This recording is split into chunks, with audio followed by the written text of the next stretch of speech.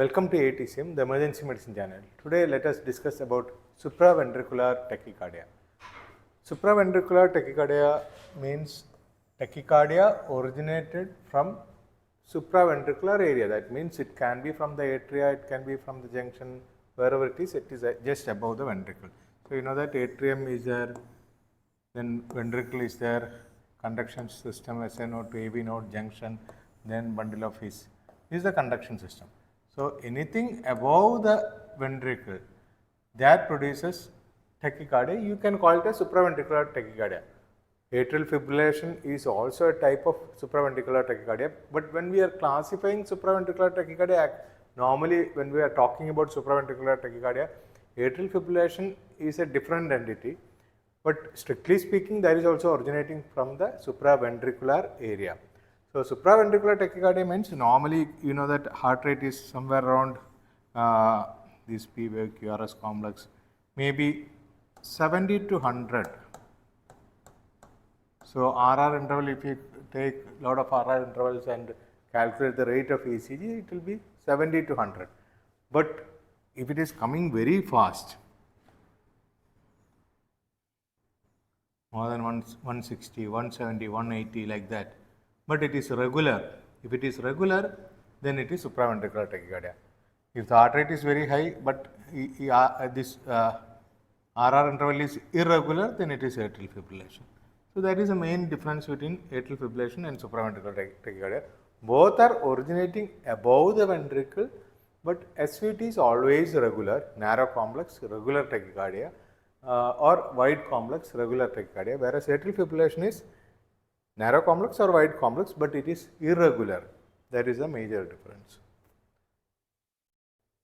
So it's a rapid heart rhythm originating above the AV node, or even at the junction also it can originate. Normally the rate is somewhere around 140 to 240 beats. Most of the time it is due to an ectopic foci in the atria, or it is due to the re-entry within the node or outside the node. Paroxysmal SVT means sudden onset of or episodes of SVT, suddenly patient recovers from that. That is paroxysmal. Now there are different types of SVTs.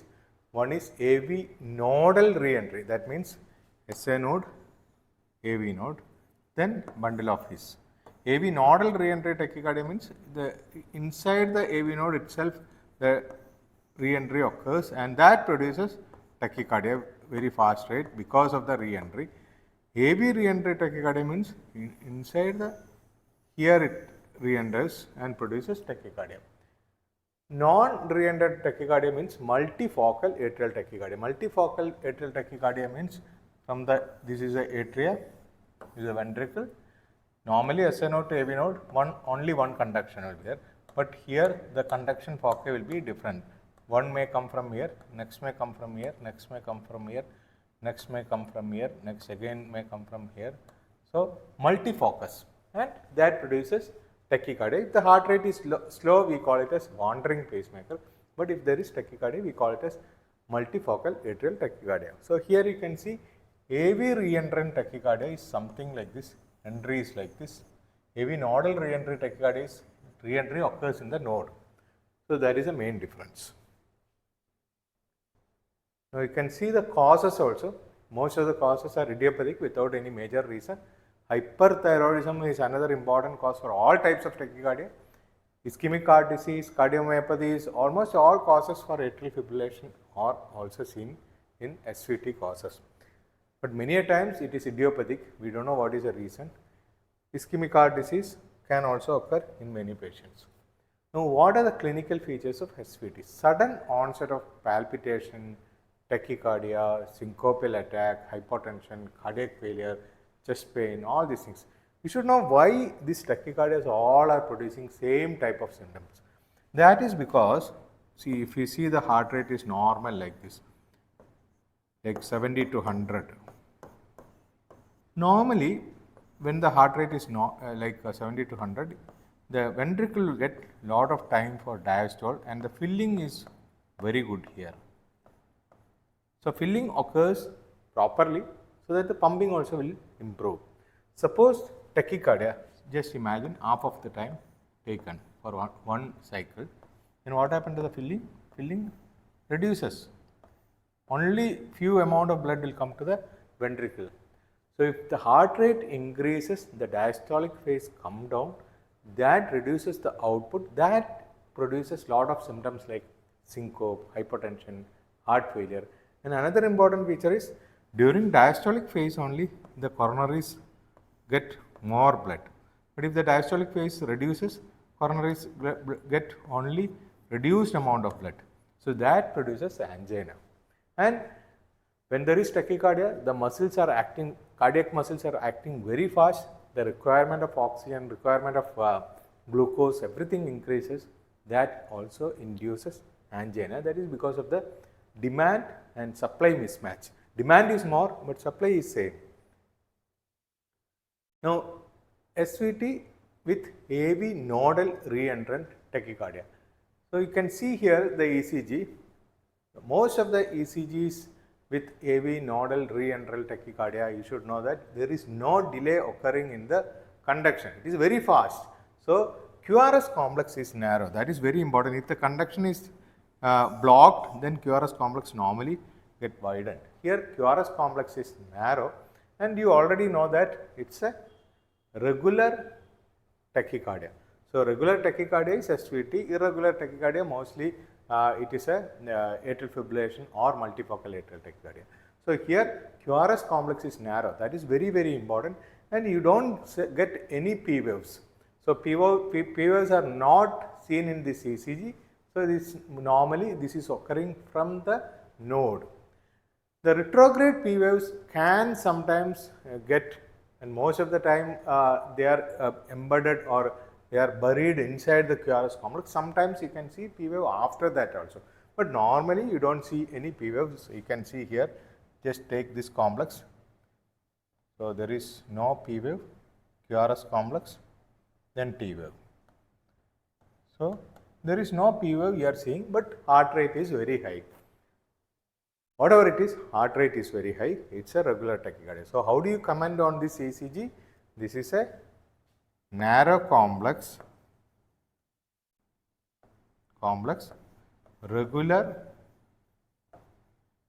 because you can see the RR interval is always equal here, whereas in atrial fibrillation it is irregular. So regular, narrow, complex. What is heart rate? Heart rate is very high, so tachycardia. So regular, narrow, complex tachycardia is the feature of SVT, AV nodal reentrant tachycardia. There is no P waves you are seeing. Here you can see different types of SVTs, AV nodal reentrant tachycardia and AV tachycardia. Sometimes you can get P waves before QRS, that is rare. Sometimes you can get P waves on the ST segment, but it is inverted. So when it is originating from the junction, normally it is originating from the SA node to AV node, normally P waves are upright, that means positive. So if we are getting a P wave from here, so the P waves will be normally inverted before the QRS complex or after the QRS complex. Both are inverted because it is against the normal flow of current. If it is normal flow of current, it produces positive P wave, but if it is against the normal flow of current, then it can produce negative. But most of the time in AVNRT, you may not see the P wave. That is very important. Now, AV reentrant tachycardia, that is a different pathology. What we have seen is nodal reentry. Previously, what we have seen SA node to AV node. In the AV node, we are seeing the reentry.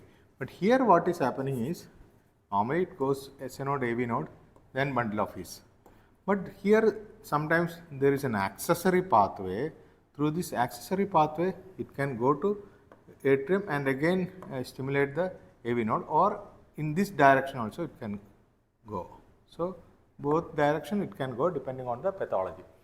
So AV reentrant tachycardia, it's normally occurring through normally means if it is an AV reentrant tachycardia, most of the time it is occurring through an accessory pathway.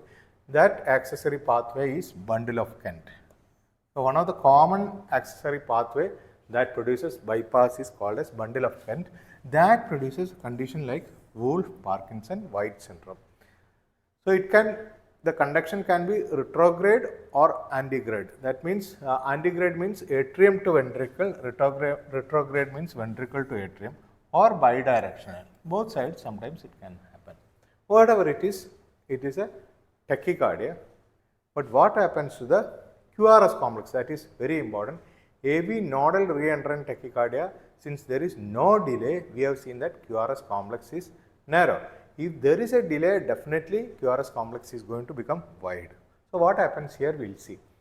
There are two types we have already told. It can be antegrade conduction or retrograde conduction. Here you see the antegrade conduction, it is like this. Okay. But here it is another direction. Okay. So orthodromic, otherwise it is called as orthodromic and antidromic. So antegrade conduction produces orthodromic AVRT. The important feature of that is QRS complex is narrow, normal QRS complex. But whereas here it takes some time, so QRS complex is widened. This is called as delta wave. This wide QRS complex with us, so you see there is no P wave. Just see here, there is no P wave. If P waves are there, sometimes what happens is P waves you can get. If the heart rate is very low, you can get P waves, proper P waves you can get. P wave, so here P wave. Then there is a slurring in the QRS complex, that is very important. Whereas here there is no P wave. So retrograde P waves can be seen after the QRS complex. Whereas here you can see the P wave, but PR interval is shorter, takes faster PR interval. Then there is a slurring in the upslope of the QRS complex, that is called as delta wave. Okay. So these are the main differences between orthodromic and antidromic AVRT. The main problem in antidromic AVRT, that both are due to an accessory pathway in the ventricle. You call it as bundle of Kent. This condition is called as Wolff-Parkinson-White syndrome. So you see here there is a P wave, very short PR interval, slurring in the QRS complex, upstroke of the QRS complex, then ST segment. Sometimes you get T wave inversion also. This is called as WPW syndrome. Now ECG features of AVRT, orthodromic conduction. So we have already seen, usually the heart rate is very high.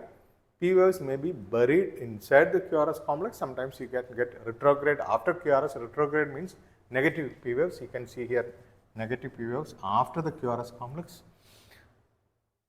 QRS complex is usually narrow, less than 120 milliseconds or less than 3 small squares.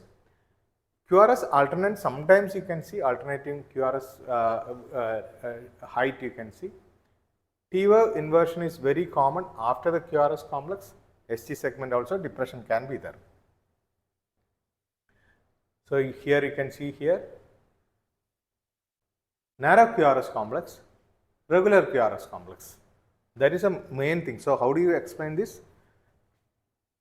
Regular, narrow complex, and tachycardia. So regular, narrow complex, tachycardia. Now look at the antidromic conduction. The conduction is on the opposite side. What you are seeing is very important. So P wave is there, this is the T wave, then P wave is there, slurring of the upstroke of the QRS complex, and QRS complex is wide. That is very important. When we compare with the previous type of tachycardias, the QRS complex is wide. So how do you explain this? Wide complex, regular tachycardia. So that is the main important difference between previously explained tachycardia, whether it is AV nodal reentrant tachycardia, orthodromic AVRT. They all narrow complex, but here it is wide complex and it is retrograde conduction. Retrograde conduction means from the ventricle So from the atrium through an accessory pathway it goes out. So that is very important. When we are having a wide complex tachycardia, especially Wolff-Parkinson-White syndrome, you know that normally SNO to AVNRT there is a conduction. If any drug you are giving which can block this conduction like beta blocker or calcium channel blocker, unfortunately this conduction system will be activated because we are blocking this conduction system, and this conduction system will be activated and there will be increased amount of tachycardia. That's why we don't use drugs like beta blockers or rate limiting calcium channel blockers in wide complex tachycardia. That is the main reason. But if you know that after electrophysiological studies, cardiologists can even give that type of drugs. So ACLS protocol, they don't recommend this because of this problem. Now you can see here wide complex tachycardia. So how do you explain this tachycardia? That is very important. Wide complex regular tachycardia, that's all. Now SVT with aberrancy is another problem. So there also you are getting wide complex regular tachycardia. So what you are seeing is QRS complex is wide. Like previously we have seen the previous condition also, we are seeing wide complex tachycardia. Here also we are seeing wide complex tachycardia. Here the wide complex tachycardia is due to some problems in the conduction system like LBBB or RBBB, you are getting wide complex tachycardia. So only thing is, if you know the ECG patterns of LBBB or RBBB, you can make out whether the patient is having LBBB or RBBB with tachycardia. Here for example, you can see a wide complex in the M pattern. It's an M pattern in the lateral leads, mostly goes in favor of LBBB with tachycardia, whereas here you are seeing a M pattern in the V1, V2 with ST depression, that goes in favor of RBBB. So V1, V2 you are getting changes, here V5, V6 you are getting predominant changes. Then there are a lot of other features also which can make a diagnosis of LBBB with tachycardia, that we will explain in some other classes.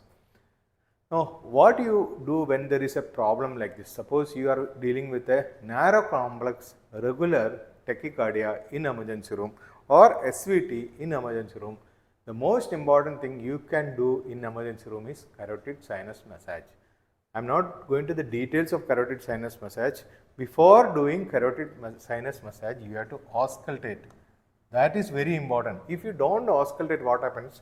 Suppose there is already a plaque in the arteries, very big plaque is already there, and you do carotid massage here, this plaque can rupture and go to the cerebral circulation and can produce stroke. That's why always try to auscultate and do carotid sinus massage. That is very important. Auscultation is very important. Then you can do carotid sinus massage and activation of vagal nerve. That can sometimes reduce the heart rate. Suppose the heart rate is 140. After doing a proper carotid sinus massage, transiently it may reduce to, it is 160. For example, it is 160. It can reduce to 120. So that is the advantage of carotid sinus massage.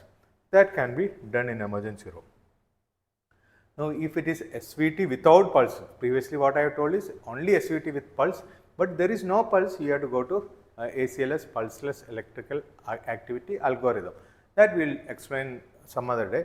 So if there is no pulse, no point in doing all these things, you start CPR and go to pulseless electrical activity algorithm.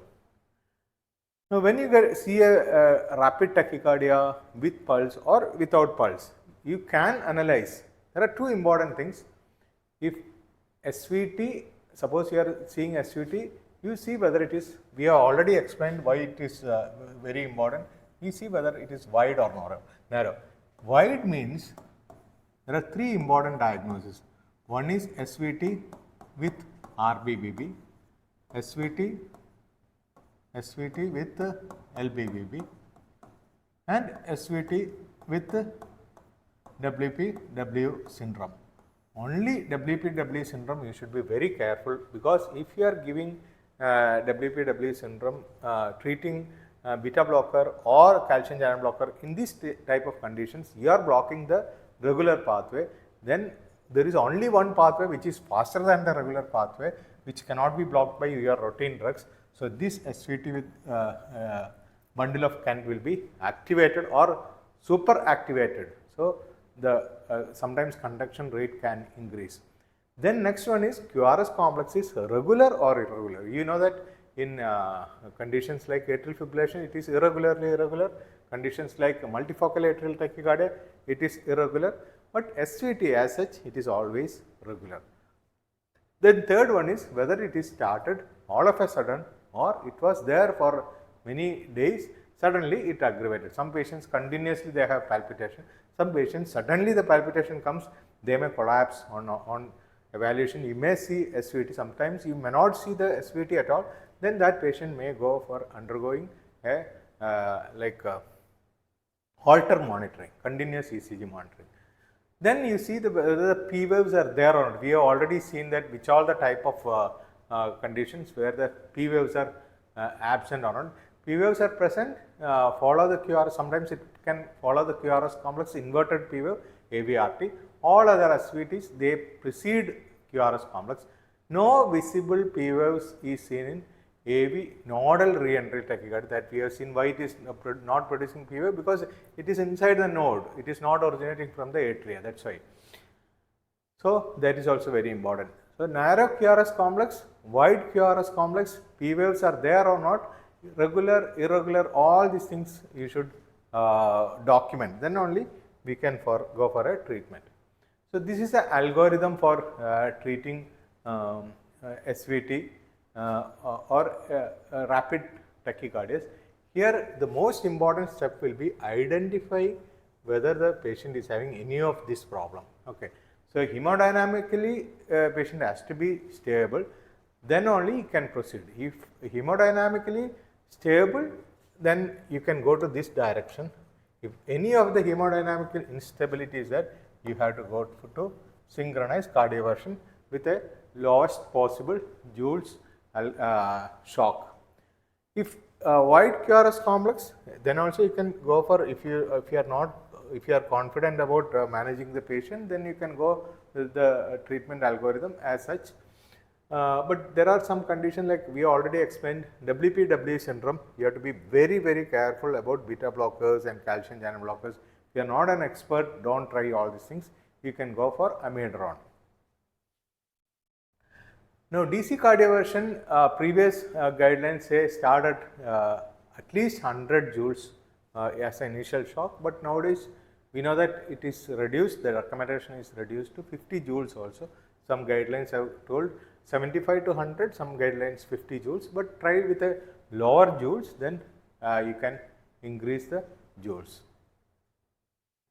So, hemodynamically instability means suppose patient is having hypotension, if you try vagal maneuver or if you try beta blocker or if you try diltiazem, that can further reduce the BP. So, you can sometimes you cannot try all these things, but suppose the BP is borderline, for example, SVT with 100 systolic BP and 80 diastolic BP, you can even try amiodarone, that is a safer drug, but there is no clear-cut guidelines for all these things. If you are going according to ACLS protocol, you have to follow only that. That will be better because you have to be expert in one type of management. But if you have an expert like expert physician or cardiologist with you or emergency physician with you, you can even try any of the drugs what is routinely given in SVT. Like these are the drugs we use in SVT. One is adenosine. Adenosine is a very short acting but rapid acting drug. We give 6 milligram IV bolus, and normally when we are giving, you have to give some saline push along with adenosine. Otherwise what happens is this will not reach to the heart and lift the hand. That is very important. Patients who is having asthma COPD, we have to be very careful because it can produce severe bronchospasm, and if you have a central line, half of the dose is enough. Verapamil, diltiazem, both are calcium channel blockers, rate limiting calcium channel blockers, they also can be tried. Metoprolol, that also can be tried. Amiodarone is a very safe drug, it can be used in most of the tachycardias, it can control both the rate and rhythm. There are a lot of advantages of amiodarone. It's a very safe drug in emergency room. As a first line or second line, you can use this amiodarone. Even wide complex tachycardia you can use. That is advantage.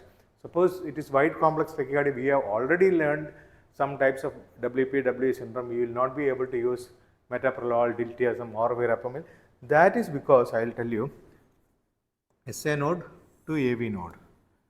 Normally your diltiazem, verapamil or beta blocker, they all blocks the conduction here or conduction blocks here.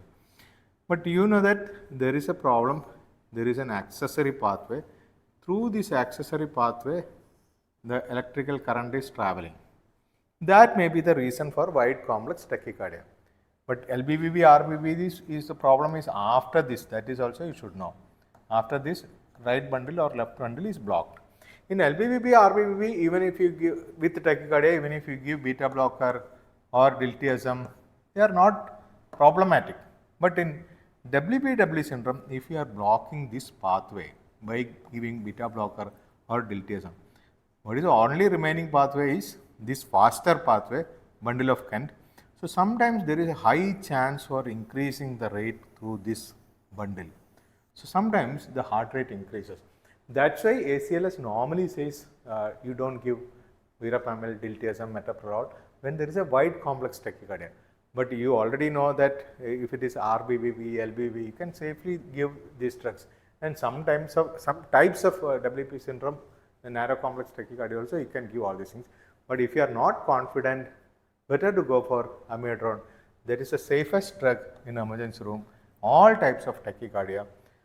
But go according to the standard protocol. If you are following ACLS protocol, that is be better. Go according to that. If you are not confident, go for amiodarone. If you have a specialist with an experienced ER physician or cardiologist, then go according to their guidelines. Now, the most important thing is in emergency room, you have to make out whether it is a narrow complex or wide complex tachycardia. You know that narrow complex tachycardia, we can use all the types of drugs what we explained. If there is hypotension, shock, chest pain and all, you go for DC cardioversion. But if wide complex tachycardia, there are three important reasons. One is SVT with LBBB, SVT with RBBB, SVT with WPW syndrome. We already learned that these drugs can sometimes block the regular pathway. The alternative pathway will become faster and that can produce aggravation of the tachycardia. So, better to avoid this type of drugs in wide complex tachycardia. The safer option will be amiodarone. So, this chart will tell you how to manage this tachycardia, supraventricular tachycardia in a nutshell, and you have to read about ACLS protocols here to understand better view about all these ACLS protocols. So, we have discussed about one of the important tachycardia in emergency room, that is supraventricular tachycardia. Atrial fibrillation is a type of supraventricular tachycardia. Narrow complex regular tachycardia is a type of supraventricular tachycardia. Wide complex regular supraventricular tachycardia is a wide complex regular tachycardia is a type of supraventricular tachycardia. But we have explained here narrow complex and wide complex regular tachycardia as supraventricular tachycardia in this class. So, normally it is classified like that, but strictly speaking atrial fibrillation also comes to this picture, but the difference in management is atrial fibrillation we do not give any vagal maneuvers, we can still give beta blocker, calcium channel blocker or amiodarone or verapamil, but adenosine is not a choice there. So, the main difference in treatment is vagal maneuver and adenosine is used in SVT, vagal maneuver and adenosine is not used in atrial fibrillation.